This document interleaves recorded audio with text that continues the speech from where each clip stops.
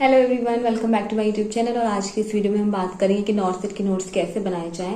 So north आने ही वाला है और बहुत सारे न्यू एस्पिरेंट्स के लिए वीडियो बहुत हेल्पफुल रहेगा कि नॉर्थ के नोट्स एक्जैक्टली किस तरीके से प्रिपेयर करने चाहिए for this north also and for next coming north also, कि नोट्स कैसे बनाए जाए।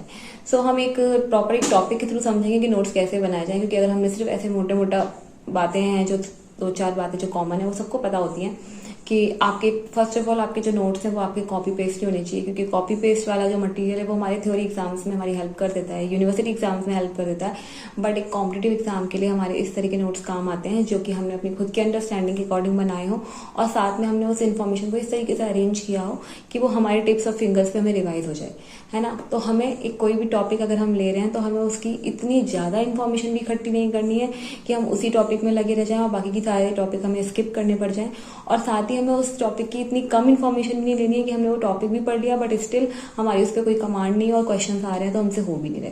ठीक है, तो ये सब बातें आपको अच्छे से समझ में अभी नहीं आएंगी क्योंकि हम एग्जाम्पल नहीं देख रहे हैं। तो इसीलिए मैंने डिसाइड किया है कि हम एक प्रॉपर एक टॉपिक पढ़ेंगे और उस टॉपिक के थ्रू आप उस टॉपिक भी आपका रिवाइज हो जाएगा और साथ में आपको पता भी चल जाएगा कि मैं एक्चुअली में क्या कहना चाह रही हूँ और नोट्स कैसे बनाए जाए। ठीक है, तो लेट्स स्टार्ट द वीडियो।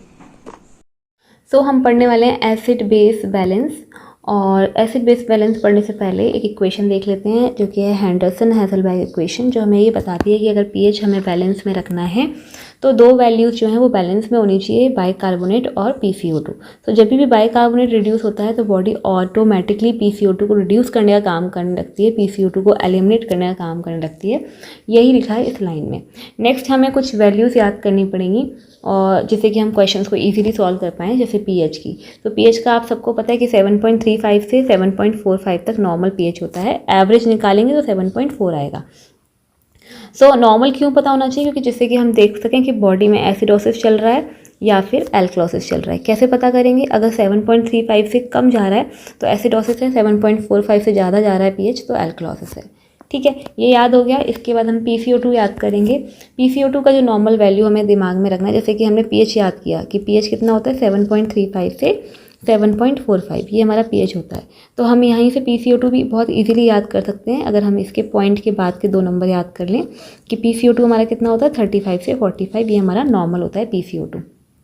ठीक है, तो PCO2 35 से 45 नॉर्मल याद हो गया। अब अगर ज़्यादा होगा, कार्बन डाइऑक्साइड ज़्यादा होगा बॉडी में, तो 45 से ज़्यादा कितने से ज़्यादा 45 से ज़्यादा होगा तो एसिडोसिस की कंडीशन बनेगी, और 35 से कम होगा तो एल्कलोसिस की कंडीशन बनेगी। ऑन एन एवरेज याद रखना है तो 40 याद रखेंगे। ठीक है, ऐसे ही हमें बाइकार्बोनेट याद रखना है कि बाइकार्बोनेट के लिए हमें कितने दो नंबर याद रखने हैं 22 to 26, ये हमारे दिमाग में घूमने चाहिए बाइकार्बोनेट का नाम लेते ही। ठीक है, सो बाइकार्बोनेट अगर 22 से कम हुआ, ठीक है, तो एसिडोसिस की कंडीशन होगी, और बाइकार्बोनेट 26 से ज़्यादा हुआ तो एल्कलोसिस की कंडीशन होगी। एवरेज हमें बाइकार्बोनेट 24 पता होना चाहिए।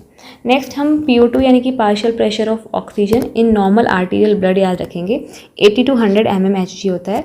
और नेक्स्ट हम सैचुरेशन ऑफ ऑक्सीजन देखेंगे नॉर्मल, वो 95 to 100% होता है। नेक्स्ट हमें पता होना चाहिए बेस एक्सेस क्या होता है। सो बेस एक्सेस की नॉर्मल वैल्यू क्या होती है वो हमें पता होना चाहिए। ठीक है, सो नेक्स्ट हमें बेस एक्सेस पता होना चाहिए। बेस एक्सेस क्या होता है?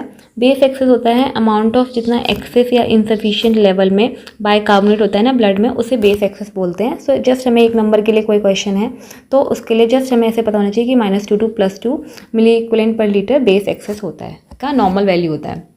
नेक्स्ट अब हम पता करेंगे कि ABG इंटरप्रेट कैसे करते हैं, यानी कि ये जो हम एसिड बेस बैलेंस में जो क्वेश्चंस आते हैं वो हम कैसे उन क्वेश्चंस को डील करते हैं, उन क्वेश्चंस को कैसे सॉल्व करते हैं। सबसे पहले हमें स्टेप 1 क्या होता है? स्टेप 1 होता है कि हमें पीएच चेक करना होता है। तो पीएच अगर ज़्यादा है तो एल्कलोसिस की कंडीशन हो रही होती है, जैसे कि हमने ऊपर ही याद कर ली ये वाली बात, और पीएच कम हो रहा होता है तो एसिडोसिस की कंडीशन हो रही होती है। ठीक है, तो पहला स्टेप में हम क्या देखेंगे? पहले स्टेप में हम सबसे पहले क्वेश्चन में पीएच देखेंगे, पीएच देख के पता कर लेंगे कि एसिडोसिस हो रहा है या एल्कलोसिस हो रहा है। फिर दूसरे स्टेप में हम स्टेप 2 में प्राइमरी डिसऑर्डर देखेंगे पेशेंट का, कि पेशेंट को रेस्पिरेटरी या मेटाबॉलिक में से किस तरह का डिसऑर्डर है।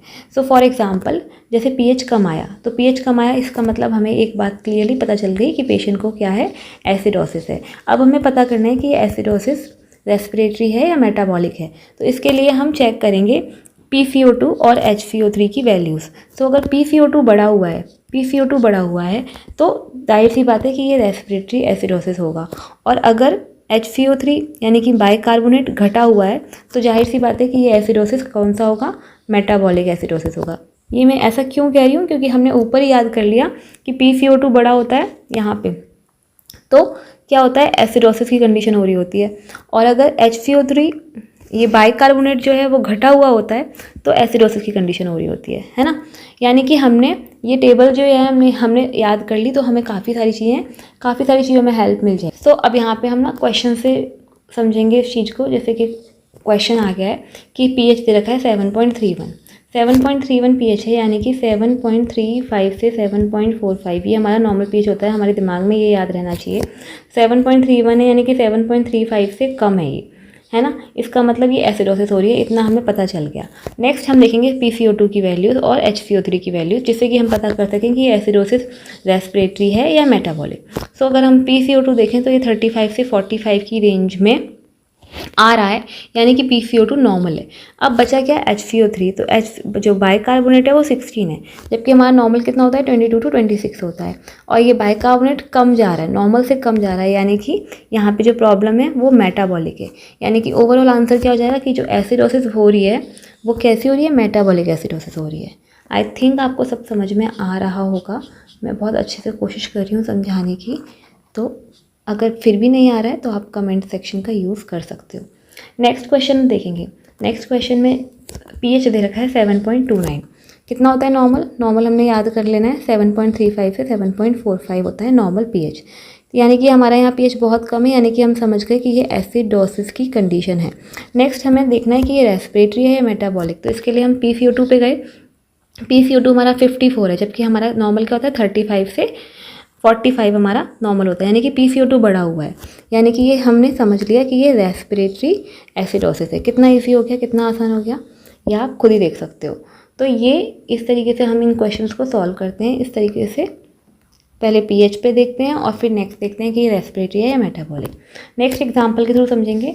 नेक्स्ट एग्जाम्पल क्या है कि pH जो है वो 7.22 है, यानी कि pH जो है वो 7.35 से कम है, यानी कि एसिडोसिस हो रहा है। अब हमें फिर से पता करना है कि एसिडोसिस मेटाबॉलिक है या रेस्पिरेटरी। तो PCO2 देखेंगे। PCO2 हमारा 60 है, यानी कि 45 से ज़्यादा है। नॉर्मल रेंज क्या थी, 35 से 45 थी ना, तो 45 से तो ज़्यादा है, यानी कि ये रेस्पिरेटरी एसिडोसिस हो सकता है। अब हमने नेक्स्ट वैल्यू हमने किसकी देखनी है, नेक्स्ट वैल्यू हमने देखनी है HCO3 की।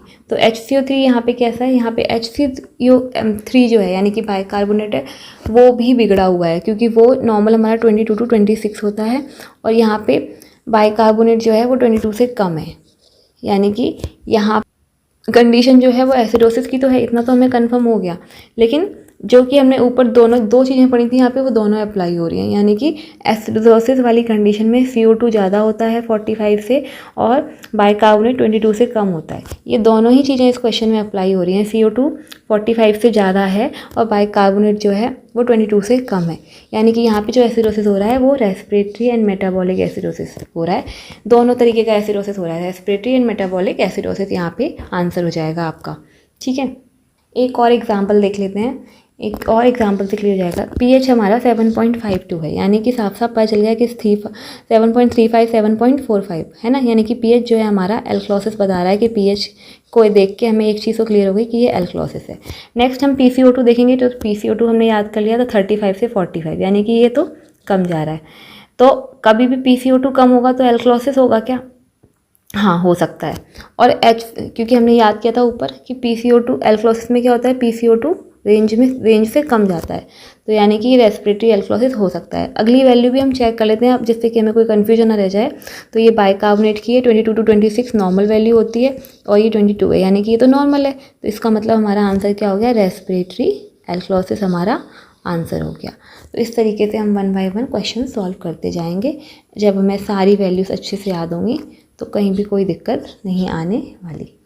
ठीक है, ऐसे ही एक क्वेश्चन और दे रखा है कि ये pH है, pH कितना है 7.5 है, यानी कि pH को देखते ही हम समझ गए कि ये केस किस चीज़ का है, बन रहा है एल्कलोसिस का बन रहा है। अब हमें आगे बस फिगर आउट करना है कि ये रेस्पिरेटरी है या मेटाबॉलिक।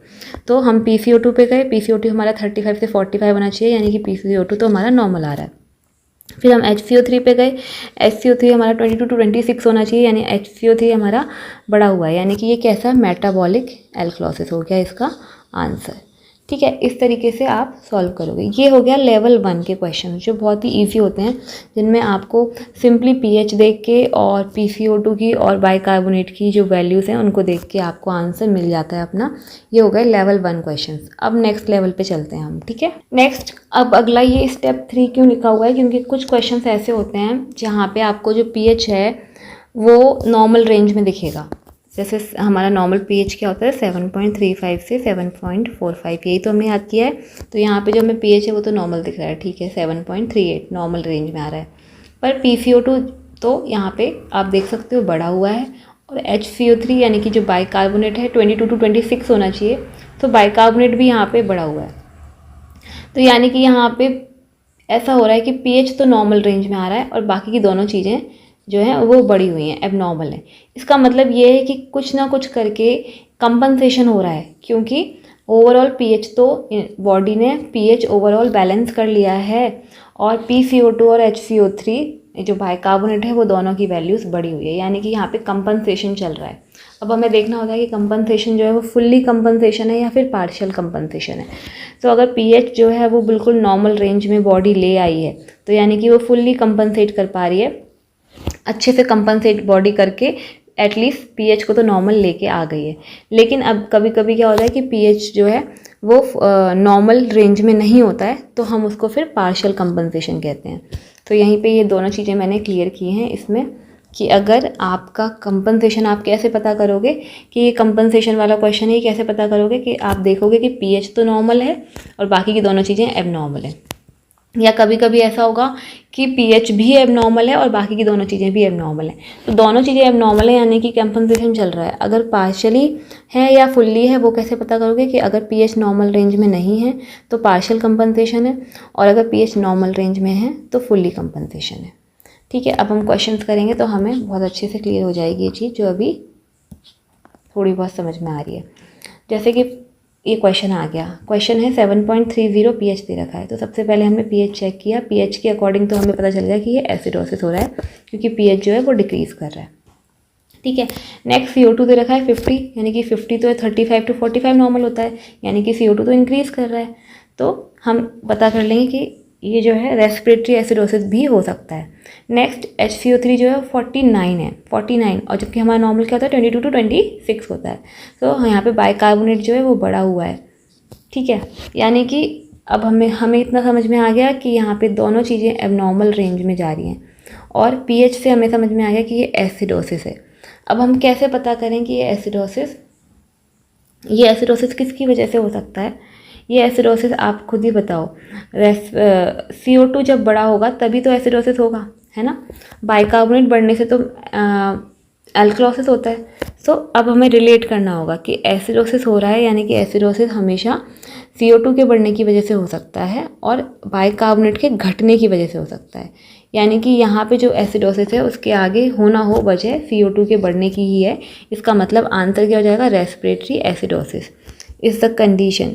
यहाँ पे रेस्पिरेटरी एसिडोसिस की कंडीशन है जहाँ पे जो body is trying to compensate by increasing bicarbonate, and because pH जो है वो नॉर्मल रेंज में नहीं आया है और अदर वैल्यूज़ दोनों एबनॉर्मल हैं, इसलिए हम इसको किसका केस कहेंगे? ये पार्शियल कंपनसेशन का केस है। ये जब आप क्वेश्चंस लगाओगे ना इस तरह के, तब आपको बहुत अच्छे से क्लियर हो जाएगा कि अभी जो आप पढ़ रहे हो वो किस तरीके से वहाँ पे इम्प्लीमेंट करना है। ठीक है, तो क्वेश्चन कैसे भी आ सकता है। सपोज ये तीनों वैल्यूज़ दे दी आपको इस क्वेश्चन की, और आपसे पूछ लिया गया कि कंपनसेशन पार्शियल हो रहा है या फुल्ली हो रहा है, तो आप पीएच देखोगे, पीएच नॉर्मल रेंज में तो नहीं है, तो इसका मतलब ये कंपनसेशन पार्शियल है। इस तरीके से भी क्वेश्चन आ सकता है। तो आपने क्वेश्चन का एक पार्ट सॉल्व कर लिया। दूसरा आपसे पूछा सकता है कि अच्छा ठीक है, आपने इतना बता दिया कि ये पार्शियल कंपनसेशन है, अब आप हमें ये बताइए कि ये कंडीशन क्या है। तो कंडीशन के लिए हमने क्या किया? पीएच कम है, एसिडोसिस पे पहुँच गए। एसिडोसिस क्यों हो सकता है? CO2 के बढ़ने की वजह से हो सकता है, हाँ। और तो ये हमारा रेस्पिरेटरी एसिडोसिस हो गया।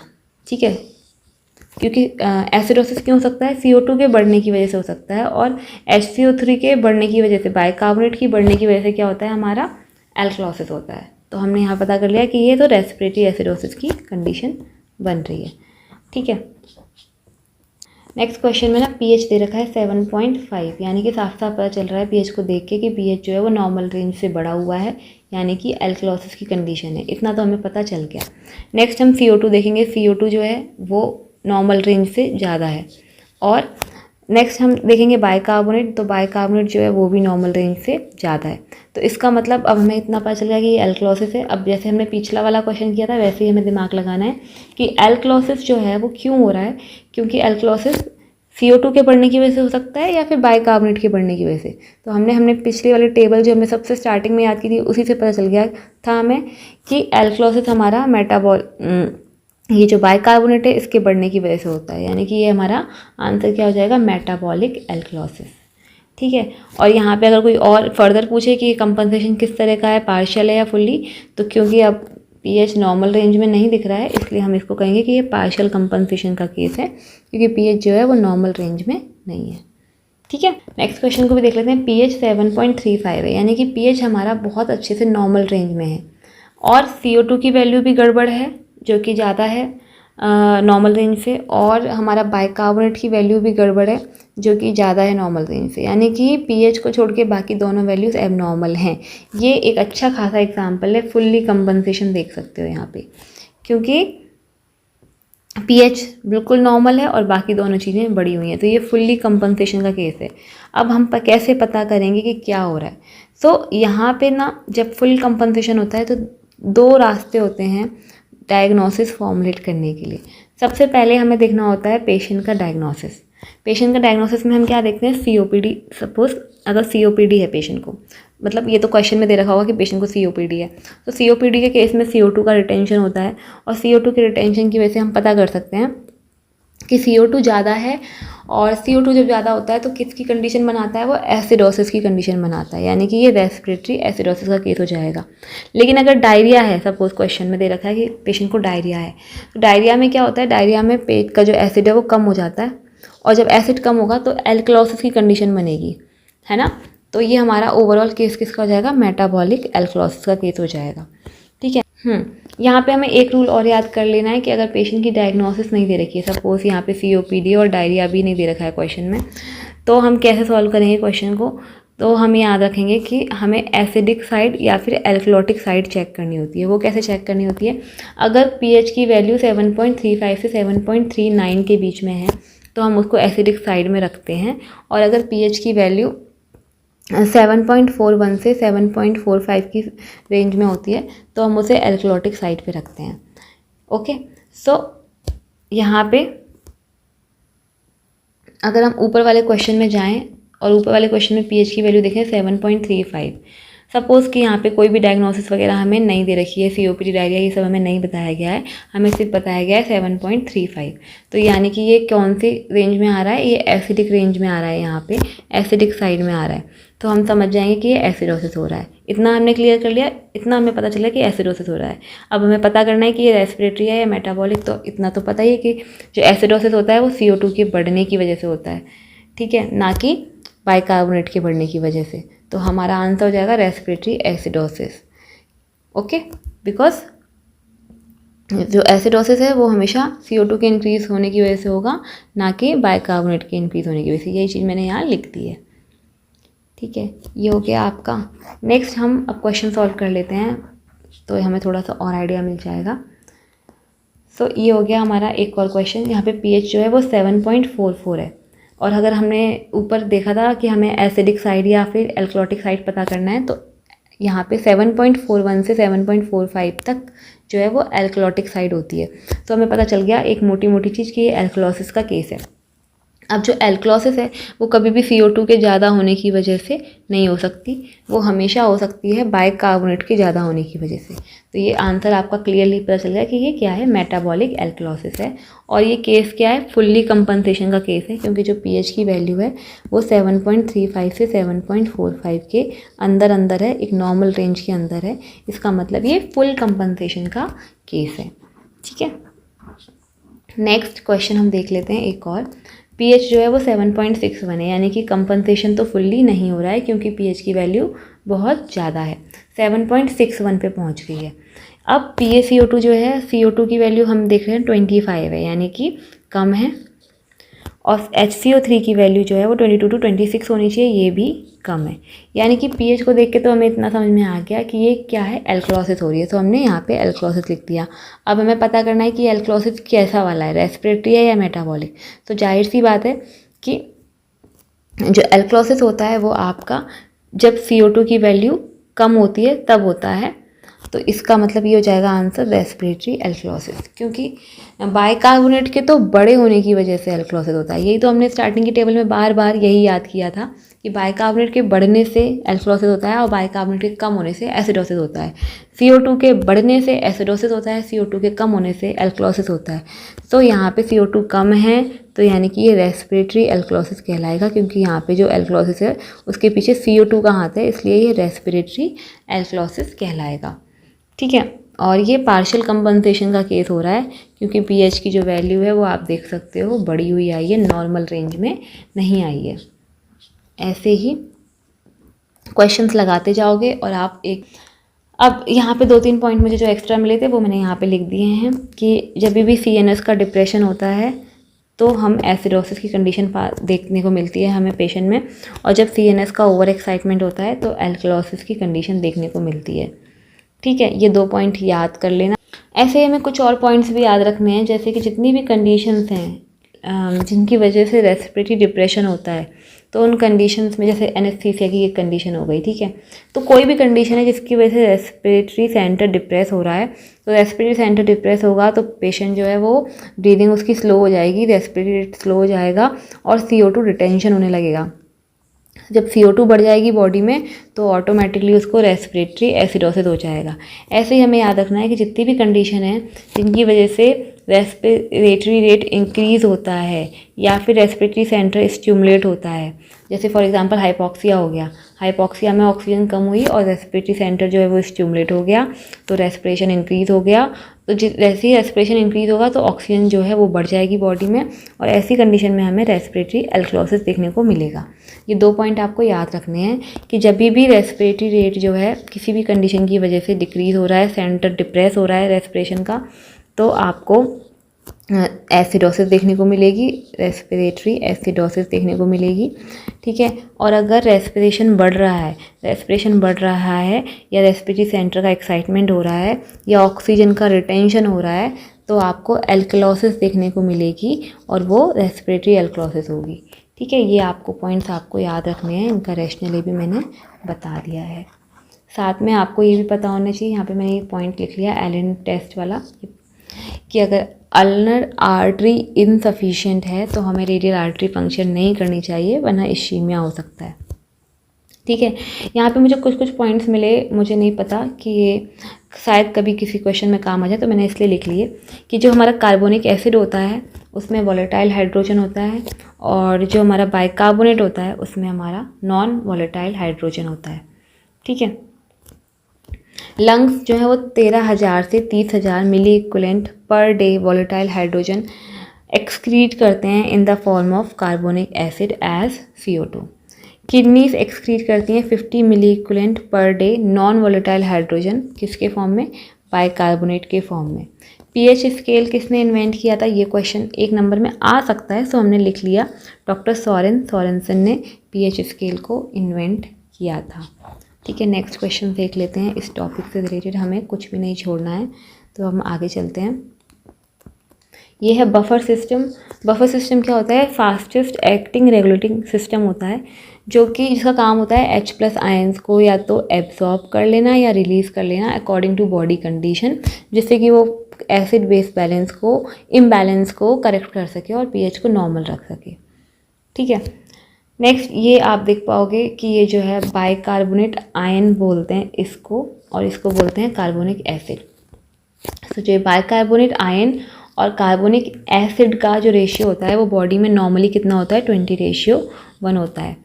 और अगर हम मिली इक्विवेलेंट में याद रखें, कोई किसी क्वेश्चन में मिली इक्विवेलेंट में पूछा है तो 1.22 24 मिली इक्विवेलेंट पर लीटर इसका रेशियो होता है नॉर्मल। ओके, नेक्स्ट पॉइंट में हम देख सकते हैं कि जो एसिडोसिस होती है ना, एसिडोसिस में आपका कार्बोनिक एसिड बढ़ जाता है, क्यों? क्योंकि एसिडोसिस में आपको सबसे पहले एसिडोसिस क्यों हो रही है? क्योंकि H+ आयंस बॉडी में बढ़ गए हैं। अभी जब H+ आयंस जो हैं वो HCO3- के साथ मिलते हैं तो ये आपका बाई कार्बोनिक एसिड जो है ये बढ़ जाता है इस तरीके से। नेक्स्ट हमें एल्कलॉसिस में याद रखना है कि एल्कलॉसिस में हमको ये जो बाई कार्बोनेट आयन है ये बढ़ा हुआ देखने को मिलता है। क्यों? क्योंकि इस तरीके से एल्कलॉसिस में जो OH- होता है वो यहाँ कार्बोनिक एसिड से रिएक्ट करके खूब सारा ये बाई कार्बोनेट आयन जो है ये बना देता है ये। तो इसलिए ये आप थोड़ा थोड़ा याद रखने की कोशिश करोगे, 2-3 बार पढ़ोगे तो आपको याद हो जाएंगी। छोटी छोटी चीज़ें हैं बट आपको पता होनी चाहिए।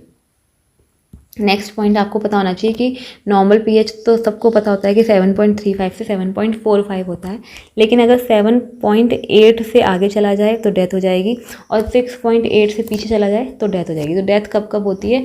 कहाँ तक हमारी बॉडी कंपनसेट कर सकती है? यहाँ तक तो कंपनसेट कर सकती है, ऐसे ही इसमें यहाँ तक कर लेती है, लेकिन इसके आगे पीछे हुआ तो डेथ हो जाती है। ठीक है। नेक्स्ट पॉइंट क्या है कि जो एल्कलॉसिस की कंडीशन है, एल्कलॉसिस कब होती है? एल्कलॉसिस तब होता है बॉडी में जब बॉडी में H+ आयन की कमी हो जाती है, ब्लड में H+ आयन की कमी हो जाती है। तो ये जो ये हमारा मैंने एक सेल दिखाने की कोशिश की है। ये सेल में से क्या होगा कि जब ब्लड में H+ आयन कम है तो ये जो सेल के अंदर जो H+ आयन बैठे हुए हैं ये बाहर निकल के जाएंगे। अब जब कुछ प्लस की चीज़ बाहर आ रही है तो कुछ प्लस की चीज़ अंदर भी जाएगी, क्योंकि बॉडी ऐसा ही करती है बैलेंस बनाने के लिए। तो जो बाहर जो पॉजिटिव K+ है, पोटेशियम है, वो अंदर चला जाएगा। ऐसी तरीके से बाहर अगर कैल्शियम होगा, कैल्शियम भी तो पॉजिटिव है, तो कैल्शियम जो है वो अंदर चला जाएगा। तो क्योंकि एल्कलॉसिस की कंडीशन हुई, एल्कलॉसिस कंडीशन में बॉडी के जो सेल्स हैं वो खूब सारा H+ बाहर निकाल रहे हैं, और H+ बाहर निकालने के चक्कर में वो वापस में क्या ले रहे हैं कि हम H+ तो देंगे लेकिन हम उसके बदले में कैल्शियम ले लेंगे, पोटेशियम ले लेंगे। तो इसलिए कैल्शियम और पोटेशियम की कमी हो जाती है। तो इसलिए एल्कलॉसिस की कंडीशन में हमें हाइपोकैलीमिया और हाइपोकैल्सीमिया भी देखने को मिलता है। ठीक है, ये हमें पता होना चाहिए और इसका रैशनली भी मैंने यहाँ पे क्लियर कर दिया है। नेक्स्ट अब अगर हाइपोकैलीमिया हुआ तो क्या क्या होगा? सपोज एल्कलॉसिस हुआ तो एल्कलॉसिस से हाइपोकैलीमिया हो गया। अब अगर हाइपोकैलीमिया हुआ है तो हार्ट जो है वो स्लोली कॉन्ट्रैक्ट करने लगेगा। अब अगर हार्ट धीरे धीरे कॉन्ट्रैक्ट कर रहा है तो उसको कंपनसेट करने के लिए जो रेट है वो बढ़ जाएगा। तो रेट बढ़ जाएगा तो टैकीकार्डिया हो जाएगा, पेशेंट को डिसरिथमिया देखने को मिल सकते हैं। ऐसे ही अगर हाइपोकैल्सीमिया हो गया तो आप कैसे पता करोगे? ऐसे बॉडी में माथे पे तो लिखा नहीं आ जाएगा पेशेंट की हाइपोकैल्सीमिया हो गया है। पेशेंट को आप देखोगे तो पता कैसे करोगे कि हाइपोकैल्सीमिया हो रहा है इसको? उसकी एक्सट्रीमिटीज़ में टिंगलिंग होने लगेगी, tetany, numbness, hyperreflexia, seizures, ये सब देखने को मिलेगा और पता चल जाएगा हाइपोकैल्सीमिया हो रहा है बिकॉज ऑफ एल्कलॉसिस। ठीक है, so many conditions can develop hypocalcaemia, लेकिन यहाँ पे हम जो पढ़ रहे हैं उसके अकॉर्डिंग हमने क्या पढ़ा है कि alkalosis can also lead to hypocalcaemia. ठीक है, नेक्स्ट ऐसे ही हमें कुछ कंडीशन और याद रखनी है जो कि हमें क्वेश्चन सॉल्व करने में हमें और हेल्प करेंगी। जैसे फॉर एग्जांपल अगर हम सक्शन करते हैं या पेशेंट को वॉमिट होता है या पेशेंट को मैसिव ब्लड ट्रांसफ्यूजन चलता है तो ऐसे में मेटाबॉलिक एल्कलॉसिस देखने को मिल सकता है। अगर ओपियोइड्स इनटेक किया है, ओपियोइड्स इनटेक से अगेन CNS डिप्रेस हो जाएगा और तो हमें रेस्पिरेटरी एसिडोसिस देखने को मिलेगा। हमने ऊपर ही पढ़ा था ना कि जहाँ हमारा सेंटर रेस्पिरेटरी सेंटर डिप्रेस हो जाता है वहाँ हमारा RR रेस्पिरेटरी रेट कम हो जाता है, हमारा CO2 रिटेंशन होने लगता है बॉडी में CO2 बढ़ जाता है तो हमारे को रेस्पिरेटरी एसिडोसिस देखने को मिलने लगता है। ऐसे ही फीवर में हमें क्या देखने को मिलेगा? फीवर में हमें रेस्पिरेटरी एल्कलॉसिस देखने को मिलेगा। क्यों? क्योंकि जो फीवर है उसमें आप देखोगे पेशेंट का रेस्पिरेटरी रेट बढ़ जाता है। जब पेशेंट का रेस्पिरेशन तेज़ी से होने लगेगा तो उसके अंदर ऑक्सीजन बढ़ जाएगा और उसको रेस्पिरेटरी एल्कलॉसिस देखने को मिल सकता है। ऐसी कुछ कंडीशन होती हैं जैसे कि बर्न हो गया, CKD, डायबिटिक कीटोएसिडोसिस, जो नाम से समझ में आ रहा है एसिडोसिस, तो इसमें हमें क्या देखने को मिलेगा? एसिडोसिस। कौन सा वाला? मेटाबॉलिक एसिडोसिस देखने को मिलेगा। ऐसे ही हिपैरिन से भी मेटाबॉलिक एसिडोसिस होता है, ये मुझे पॉइंट कहीं से मिला था तो मैंने लिख लिया। ठीक है, तो यहाँ पे हम बफर सिस्टम देख लेते हैं। बफर सिस्टम के बारे में मुझे थोड़ी सी इन्फॉर्मेशन मिली थी, वो मैंने लिख ली कि बफर सिस्टम प्राइमरी और सेकेंडरी 2 टाइप के होते हैं। प्राइमरी में haemoglobin, phosphate, albumin, carbonic acid, bicarbonate buffer system होते हैं जो कि pH को नॉर्मल रखने की कोशिश में लगे रहते हैं। ऐसे ही सेकेंडरी में लंग्स और किडनियाँ जाते हैं जो कि हमारी बॉडी में नॉर्मली जो जितने भी इम्बैलेंसेस हैं उनको करेक्ट करने की कोशिश करते रहते हैं। तो यहाँ पे एक और केस समझ सकते हो कि अगर आप जैसे एसिडोसिस हो रही है तो एसिडोसिस में हमारी ब्लड में हम देखेंगे ब्लड में बहुत सारा H+, बहुत सारा H+ आ गया है। तो अब ये H+ जब सेल के अंदर जाएगा तो सेल जो है कुछ ना कुछ प्लस की चीज़ें बाहर भेजेगा, जैसे कैल्शियम बाहर भेज सकता है या फिर पोटेशियम बाहर भेज सकता है। तो जैसे हमने पहले पढ़ा था वैसे ही यहाँ पे अगर एसिडोसिस की कंडीशन हो रही है तो क्योंकि कैल्शियम बाहर आ जाएगा तो यहाँ पे हमें हाइपरकैल्सीमिया देखने को मिल सकता है। और सेम इसका उल्टा होता है कि अगर एल्क्लोसिस है तो हमें हाइपोकैल्सीमिया देखने को मिल सकता है, जो कि हमने पीछे पढ़ भी लिया था। ठीक है, इस तरह की छोटी छोटी चीज़ें आपको ध्यान में रखनी चाहिए जिससे कि आप कोरिलेट कर सकें हर चीज़ के साथ। नेक्स्ट यहाँ पे रेस्पिरेटरी एल्क्लोसिस कब कब हो सकता है, ये हम पहले भी डिस्कस कर चुके हैं एक बार, लेकिन यहाँ फिर से रिवाइज कर लेते हैं कि जब जब आपका रेस्पिरेटरी एल्क्लोसिस कब कब होगा, जब जब आपका जो रेस्पिरेटरी सेंटर है वो स्टिमुलेट होगा, रेस्पिरेटरी सेंटर, उसकी वजह से जब जब रेस्पिरेशन ज़्यादा होगा तो CO2 बहुत सारी बॉडी से बाहर एक्सपेल आउट हो जाएगी और ऑक्सीजन बहुत सारी बढ़ जाएगी बॉडी के अंदर। ऐसा कुछ अगर हो रहा है किसी भी वजह से तो रेस्पिरेटरी एल्क्लोसिस देखने को मिलता है। फॉर एग्जांपल फीवर हो गया, फीवर में रेस्पिरेशन हो जाता है तेज, ठीक है, ओवर स्टिमुलेशन आता है रेस्पिरेटरी सिस्टम का, ऑक्सीजन बढ़ गई और रेस्पिरेटरी एल्क्लोसिस हो गया। हाइपर वेंटिलेशन, अगेन CO2 बहुत सारा निकल गया तो क्या बचा, ऑक्सीजन बहुत सारा बचा, रेस्पिरेटरी एल्क्लोसिस हो गया। हाइपोक्सिया, अगेन हाइपोक्सिया में रेस्पिरेटरी सेंटर स्टिमुलेट हुआ, RR इंक्रीज हुआ, वही पिछली वाली कहानी जो पिछले पेज पे पढ़ाई थी वही।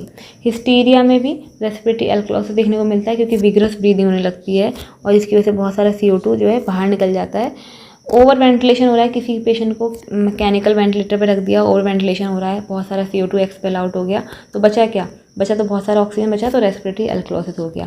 पेन की कंडीशन में भी रेस्पिरेटरी सेंटर ओवर स्टिमुलेट हो सकता है, रेस्पिरेटरी सेंटर ओवर स्टिमुलेट हुआ मतलब रेस्पिरेटरी रेट बढ़ गया, मतलब CO2 बहुत सारा कम हो गया, ऑक्सीजन बहुत सारा बॉडी में बढ़ गया, यानी कि उस कंडीशन में भी रेस्पिरेटरी एल्क्लोसिस देखने को मिल सकता है। ठीक है,